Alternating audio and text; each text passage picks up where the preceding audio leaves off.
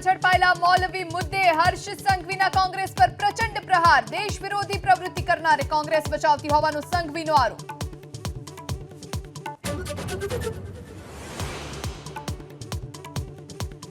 પાટણથી ભાજપના ઉમેદવાર ભરતસિંહ ડાભીને મળી નોટિસ। લોકસભા ચૂંટણીમાં હિસાબી ખર્ચમાં ઓછો રજૂ કરવા બદલ નોટિસ મળી। 48 કલાકમાં કારણ પુરાવા કરવા પડશે રજૂ।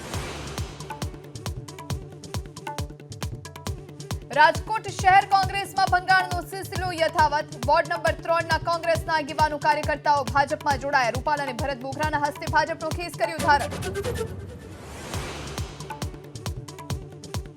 ચૂંટણી ટાણે કોંગ્રેસને વધુ એક ઝટકો। બનાસકાંઠા જિલ્લા કોંગ્રેસ ઉપપ્રમુખ દિલાવરસિંહનું પક્ષમાંથી રાજીનામું।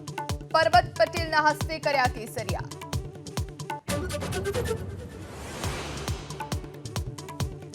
मतदान जागृति ने लई सूरत में सौराष्ट्रवासीओना विस्तारों लाग्या पोस्टर्स। 50 थी वधु स्थल पर चालू राजकोट मतदान करवाना बेनर्स।